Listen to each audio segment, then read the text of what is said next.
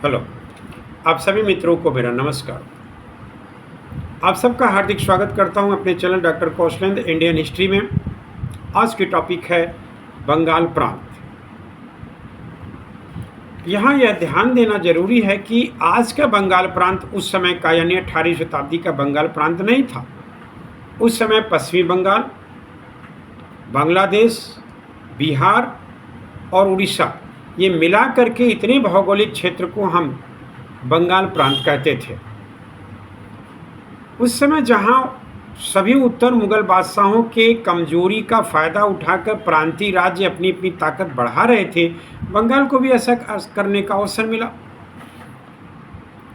देखा जाए तो बंगाल प्रांत की समृद्धि के जो कारण थे वह था वहां के योग्य शासकों का होना, विदेशी आक्रमण से यह बराबर दूर रहा, व्यापार हेतु वहां की भौगोलिक परिस्थितियां बहुत अनुकूल थी। यही कारण था कि अंग्रेज बंगाल प्रांत के में अपनी किलेबंदी के लिए बराबर लालायित रहे औरंगजेब के समय, और वह कृषि हेतु वहां पर उर्वर और उपजाऊ भूमि भी था।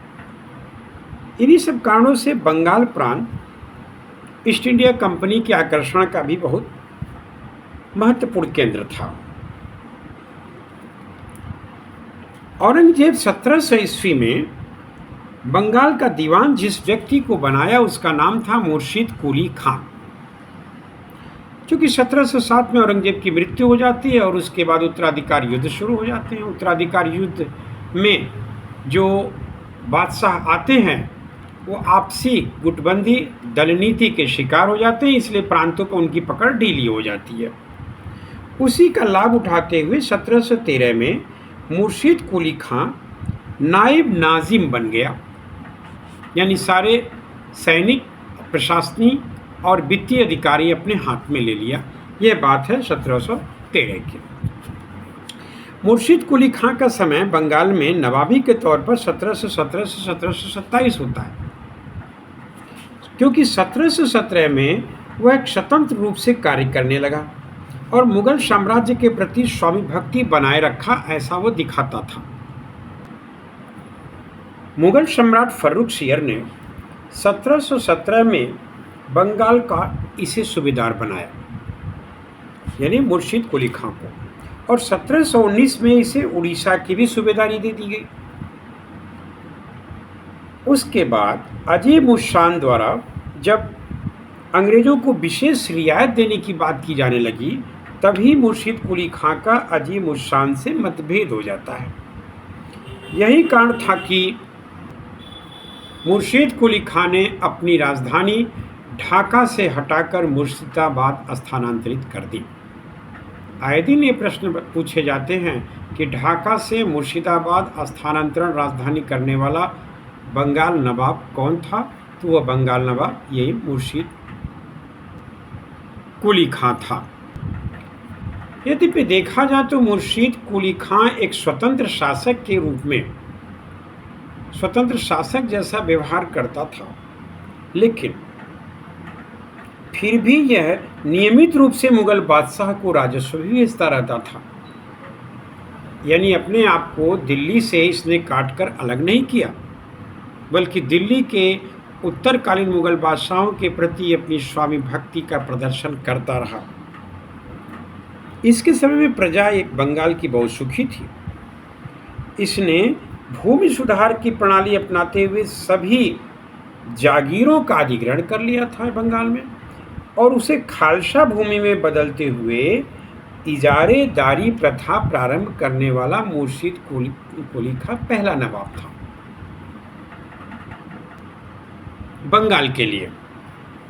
उसने किसानों को तकवी ऋण भी दिया, यानी कि खेती करने के लिए अग्रिम धनराशि दी, ताकि कृषि व्यापार को उन्नत किया जा सके। मुर्शिद कुली खां के इन्हीं सुधारों के चलते ही सर्वत्र शांति बनी रही और 10 साल तक इसके शासन काल में बंगाल पूरी तरह से समृद्ध और व्यापार में उन्नत रहा। लेकिन इसके समय में भी 3 विद्रोह होते हैं।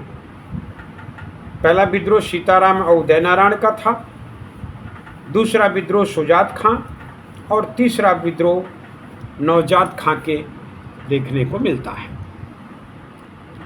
मुर्शिद कुली खां ने ईस्ट इंडिया के द्वारा जो दस्तक का दुरुपयोग किया जाता था ईस्ट इंडिया कंपनी के द्वारा, उसका पुरजोर विरोध किया था, लेकिन इसे बहुत अधिक सफलता तब नहीं मिली थी। तो 1727 में इसकी मृत्यु के बाद मुर्शिद कुली खां का दामाद उत्तराधिकारी बनता है, जिसका नाम था शुजाउद्दौला। शुजाउद्दौला 1727 से 1739 अर्थात 12 वर्ष तक बंगाल का नवाब बना रहा। यह अब तक उड़ीसा प्रांत का गवर्नर था, लेकिन मुर्शिद कुली खां के मरने के बाद यह बंगाल का नवाब बन गया। 1733 का एक समय ऐसा आता है जब इसने बिहार प्रांत को भी बंगाल में मिला लिया। साथ ही अलीवर्दी खां को बिहार का उप सूबेदार भी बनाया। इस शुजाउद्दौला के जो सलाहकारों की फौज थी उनमें जगत सेठ, फतेह चंद, हाजी अहमद खां और आलम चंद्र जैसे महत्वपूर्ण और ताकतवर लोग शामिल थे। इस प्रकार पाते हैं कि शुजाउद्दौला ने मुर्शिद कुली खां के द्वारा छोड़े गए विरासत को यथावत बनाए रखा, उसमें कोई बहुत फेरबदल नहीं किया, बजाय बिहार प्रांत को बंगाल में मिलाने के, यानी उसमें वृद्धि ही किया। उसके बाद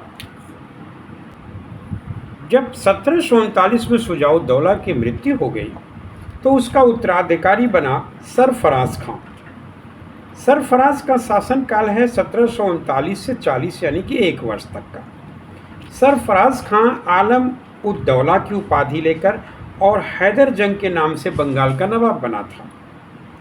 चूँकि 1 साल ही इसका शासनकाल इसलिए रहा क्योंकि इसके शासनकाल में जो बिहार के सर सूबेदार थे अलीवर्दी खां, उन्होंने बगावत कर दी और 1740 ईस्वी में गिरिया के युद्ध में सरफराज को न केवल पराजित किया बल्कि उसकी हत्या कर दी। गिरिया के युद्ध में सरफराज खां के विरुद्ध जो अलीवर्दी खां युद्ध किया था, उस अलीवर्दी खां की सहायता के लिए जगत सेठ भी आ गए, हाजी अहमद भी आ गए। इसीलिए अलीवर्दी खां नवाब सरफराज खां को पराजित करने में सफल रहा। इस प्रकार 1717 से लेकर के 1740 तक बंगाल में 3 नवाबों के शासनकाल देखने को मिला, मुर्शिद कुली खां, शुजाउद्दौला और सरफराज खां। मुर्शिद कुली खां के समय की जो महत्वपूर्ण घटना, उसमें हम राजधानी परिवर्तन को लेते हैं, जब वह ढाका से मुर्शिदाबाद राजधानी परिवर्तित किया। दूसरी महत्वपूर्ण घटना है उड़ीसा का बंगाल प्रांत में विलय, और तीसरी महत्वपूर्ण घटना है सभी इजारेदारी प्रथा यानी ठेकेदारी प्रथा की शुरुआत।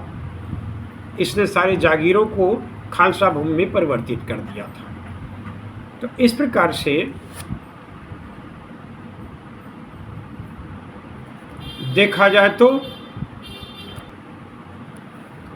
मुर्शिद कुली खां के उत्तराधिकारी शुजाउद्दौला के समय की महत्वपूर्ण घटना है बिहार का बंगाल में विलय, और ये शुजाउद्दौला अब तक जो नवाब थे उनमें सबसे ज़्यादा शासन किया, 1727 से 39 तक 12 वर्ष। और अंत में सरफराज खां जो गिरिया युद्ध में अलीवर्दी खां के द्वारा पराजित किया गया और उसकी हत्या कर दी गई।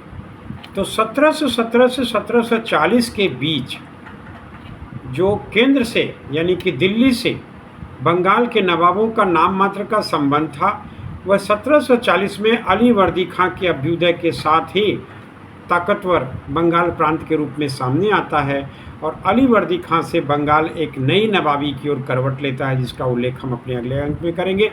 तब तक के लिए धन्यवाद। जय हिंद, जय भारत, नमस्कार।